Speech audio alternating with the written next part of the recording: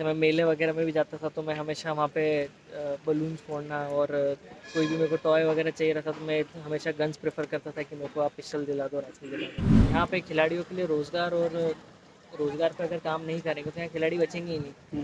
International level पे मेरे पास करीब 15 से 18 मेडल हैं और नेशनल लेवल पे देखा जाए तो 30-40 के आसपास मेडल्स हैं। एशियन गेम्स में देश में मेडल की बरसात करने वाले मध्य प्रदेश के खरगोन के रहने वाले ऐश्वर्य प्रताप सिंह ओलंपिक के लिए क्वालिफाई हुए हैं, लेकिन कैसे उन्होंने यहां तक का सफर तय किया, इस पर हम खुद ऐश्वर्य प्रताप सिंह से बात करेंगे। ऐश्वर्य, आपने जिस तरीके से एशियन गेम्स में परफॉर्म किया था, कई मेडल जो है इंडिया की झोली में डाले थे, क्या कैसे आपने तैयारी की थी और कैसे आप वहां तक पहुंचे, एशियन गेम्स तक पहुंचे? सर वैसे मैं आपको स्टार्टिंग से बताता हूँ कि मेरा शूटिंग का करियर कैसे स्टार्ट हुआ। पहले तो मैं एक नॉर्मल बच्चे की तरह ही मतलब पढ़ाई करता था अपने घर में और पढ़ाई में बहुत ही ख़राब स्थिति थी मेरी। और उसी टाइम पे जो मेरे ब्रदर हैं नवदीप सिंह राठौर, वो एक इंटरनेशनल लेवल पे शूटिंग खेलते थे और मुझे भी बचपन से ही बंदूक का शौक़ था और घर में भी वेपन्स वगैरह रहते थे। और जैसे मैं मेले वगैरह में भी जाता था तो मैं हमेशा वहाँ पे बलून्स फोड़ना और कोई भी मेरे को टॉय वगैरह चाहिए रहता तो मैं हमेशा गन्स प्रेफर करता था कि मेरे को आप पिस्टल दिला दो, राइफल दिला दो। तो इन सब चीज़ों का शौक़ था और फिर मेरे ब्रदर जो हैं वो शूटिंग करते हैं तो उन्हीं ने मेरे को यहाँ मध्य प्रदेश शूटिंग एकेडमी में मेरा एडमिशन करवाया 2015 में। और तभी से फिर मैंने अपना शूटिंग में प्रोफेशनली खेलना स्टार्ट किया और देश के लिए काफ़ी नेशनल इंटरनेशनल लेवल पर मेडल जीते हैं। टोक्यो ओलंपिक में मैंने पार्टिसिपेट किया था, एशियन गेम्स में मैंने इंडिया में सबसे ज़्यादा मेडल जीते हैं 4। और अभी मैं पेरिस के लिए क्वालिफाई करा है और उसी की तैयारी चल रही है। तो जब छर्रे वाली बंदूक से आप निशाना लगाते थे तब भी अचूक होता था निशाना? परफेक्ट होता था? सर एक्चुअली क्या ना, वो राइफल्स इतनी एक्यूरेट होती नहीं थी, बाकी हाँ वो उस टाइम पे इतना था कि ये बलून फोड़ना है तो उतना तो कर लेते थे। लेकिन अब जो कि आपने 50 मीटर में, 10 मीटर में पहले एशियन गेम्स में आपने मेडल जीता, 50 मीटर के लिए आप ओलंपिक में क्वालिफाई हुए, कैसे अब ओलंपिक को लेकर तैयारी है? हाँ सर, जैसे एशियन गेम्स में मैंने अपना राइफल के दोनों इवेंट्स में पार्टिसिपेट किया था और दोनों इवेंट में 2-2 मेडल्स भी जीते थे। बट अभी 24 का जो ओलंपिक्स हैं इसमें मैं 50 मीटर में अपना रिप्रेजेंट करूँगा और तैयारी चल रही काफ़ी बढ़िया और हम 14 तारीख को बस निकल रहे हैं पेरिस के लिए।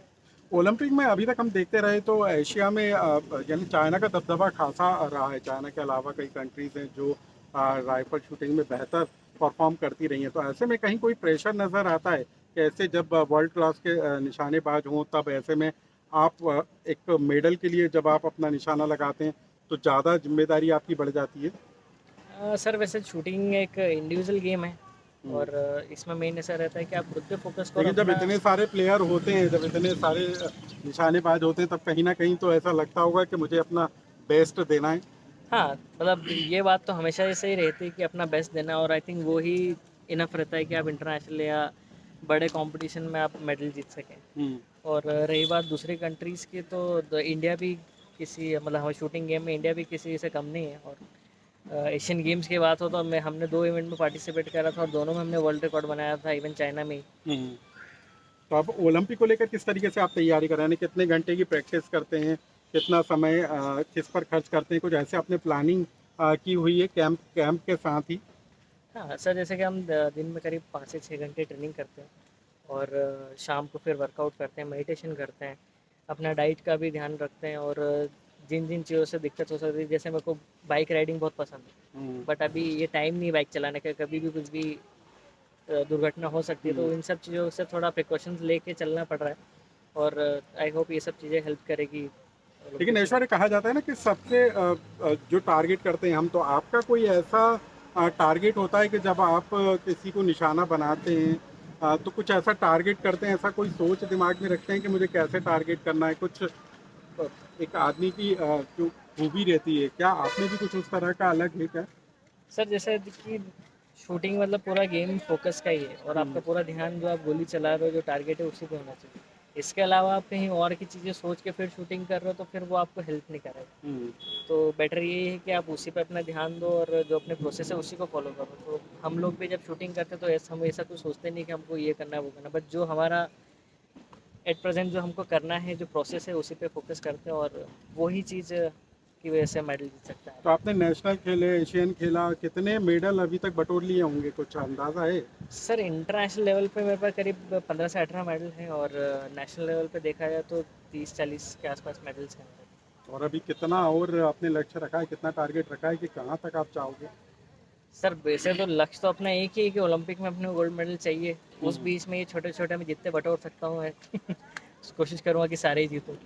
अच्छा, जो नए खिलाड़ी तैयार हो रहे हैं, क्योंकि अब कहा जा रहा है कि इंडिया में भी जो है ओलंपिक होगा 2036 के में ओलंपिक कराने की तैयारी है। तब तक आपको लगता है कि जैसे मध्य प्रदेश जैसी खरगोन जैसे जगह से आप निकल कर आए, मध्य प्रदेश से भी खिलाड़ी आगे आएंगे, देश से भी खिलाड़ी आएंगे, तो 2036 का समय परफेक्ट होगा इंडिया के लिए? हाँ सर, जैसे कि अगर 2036 में अगर अपन ओलंपिक होस्ट कर रहे हैं तो ये अपने आप में बहुत गर्व की बात है।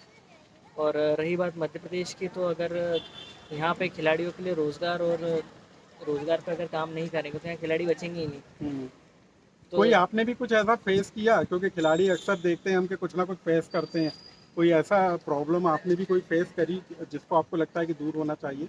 हाँ, जैसे बाकी स्टेट्स में देख लो आप, जैसे कि यूपी देख लो, राजस्थान देख लो। यहाँ पे अगर आपका एथलीट ओलंपिक खेल रहा है, एशियन गेम्स में मेडल जीत रहा है, तो वो आते से उनको आप जॉब वगैरह प्रोवाइड कर देते हैं, प्राइज़ मनी मिलता है काफ़ी।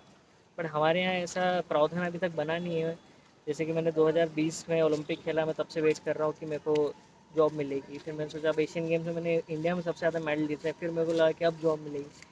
लेकिन हाँ, लेकिन अभी तक अभी का खेलते रहना चाहते हो या खेलते जॉब में आना हाँ, चाहते हो? बिल्कुल नहीं। स्पोर्ट्स में ऐसा होता है कि हाँ, आप स्पोर्ट्स खेल। भी खेलो लेकिन हम्म। एक जॉब भी रहेगा, तो वो एथलीट के लिए सर ऐसा रहता है कि आप मेंटली फ्री हो, आप टेंशन लेने की ज़रूरत नहीं है, आप बस बस मन लगा के खेलो। हम्म।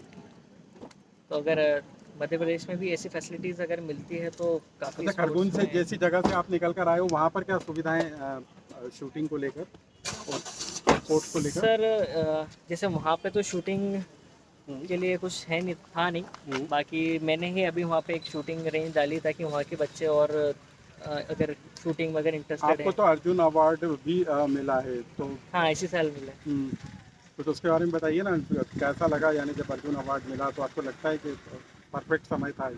हाँ, बिल्कुल सर, जैसे कि अर्जुन अवार्ड सर एक किसी भी खिलाड़ी के मतलब एक सपना होता है कि best player of the year उसको अवार्ड मिले, और अभी 2023-24 का ही अवार्ड मुझे मिला, और मैं मतलब काफ़ी ग्रेटफुल हूँ तो सर अब मैं। कितनी उम्र हो चुकी है तुम्हारी ऐश्वर्या? सर मेरी उम्र हो गई 23। और 15 साल से खेलना शुरू किया, 14 हाँ, साल से? 15 साल। चलिए, तो आपको ऑल द बेस्ट है कि आप ओलंपिक में मेडल जीत कर लाएं। तो ऐश्वर्या प्रताप हैं जिन्होंने एशियन गेम्स में भारत की झोली में मेडल गिराए थे, और अब ओलंपिक में उम्मीद की जा रही है कि ऐश्वर्या प्रताप के अलावा जो तमाम खिलाड़ी हैं जो क्वालिफाई किए हैं वो भारत के लिए बेहतर नतीजे लेकर आएंगे। लोकमत के लिए भोपाल से अनुराग श्रीवास्तव।